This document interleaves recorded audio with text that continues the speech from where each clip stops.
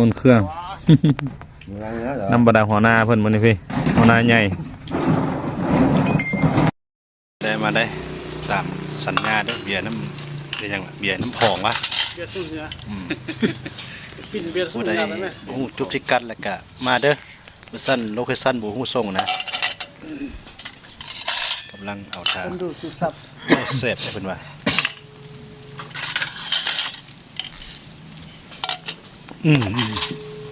งอนกว่า กับขานี่ละบ่เสียวดิหลานน้อยนี่ละดิ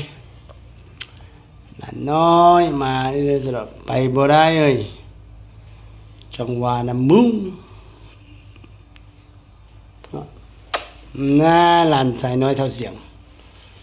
เท่าฟองเลยใบดีเท่าฟองดูนมือดูตาตู้ใบดีเท่าฟองเท่าเสียงนอนแล้วเดียนแล้วนี่คนโฮงคืนนั้นใหม่คือเบื้องงามของหลานทรายฐานทรายอ่อนเพิ่นบ้านคนโฮงเงินงามหมู่ครูอยู่ใส่กระดื่มไปเด้อเป็นนกเป็ดเจ้าทั้งหลายกระดื่มไปเด้อ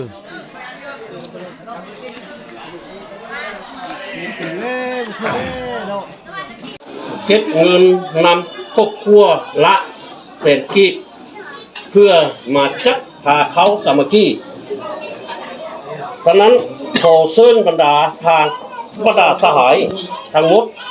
ที่มาร่วมพาเขานี้ทุกจอกสามัคคีและกินเขานำกันขอเชิญเอายกเด้อเ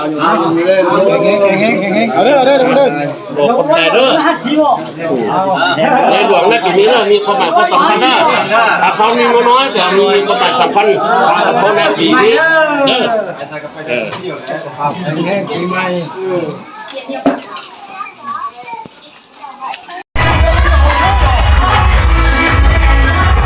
ยิ้มเลยไหมยิ้มเลยวะ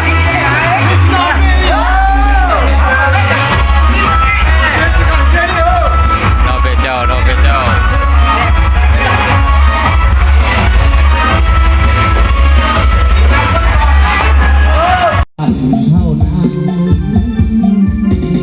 สองเสี่ยวเพิ่น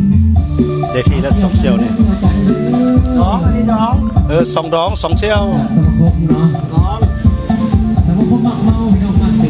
ร้อยได้ปะจำเหมือนจำนวนน่ะ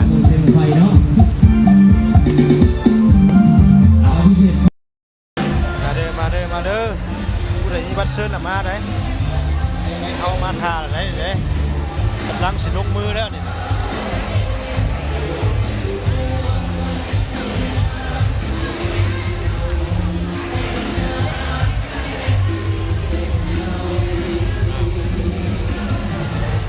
ได้มาคนโฮงกับมาทาดูหน่อยได้ลงมือหน่อยได้ได้แก้วจะแพ็คอยู่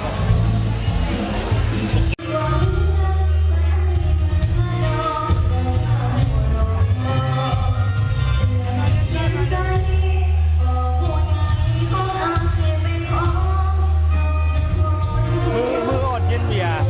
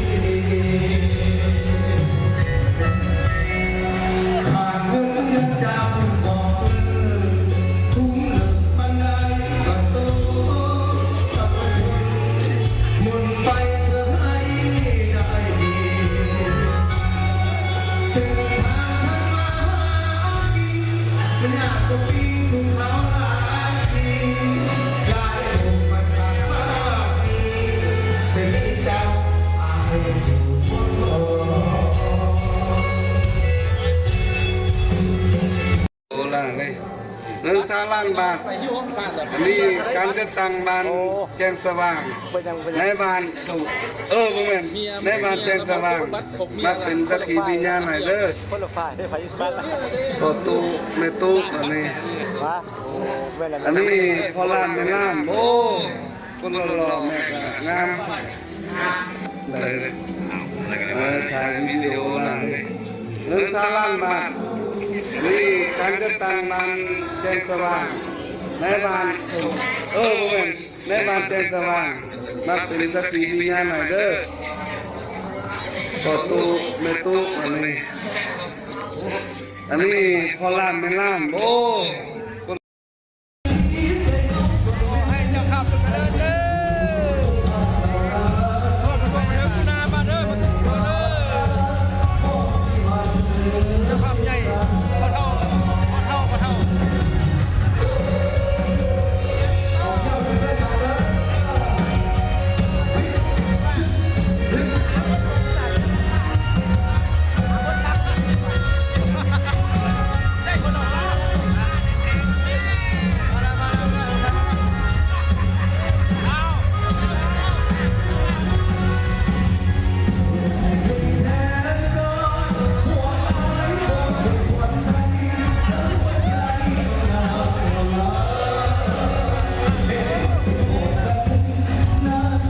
ผู้กองเท่ากระโดดกลับมาแล้ว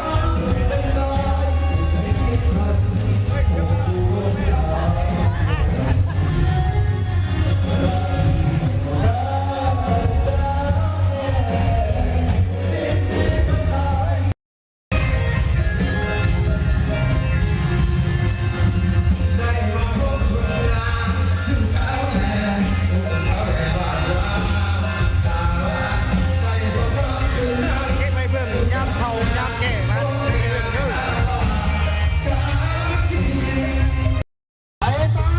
งานที่สอง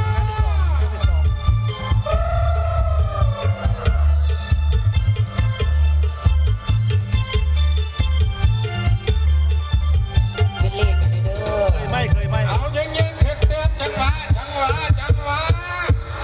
มาเชื่อ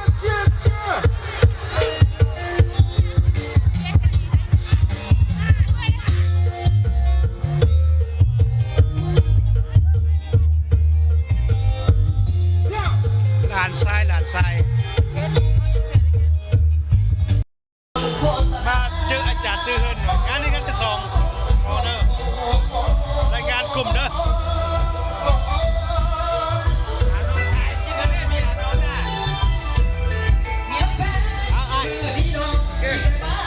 ใช้จอกเจ้าโอ้จอกเป้า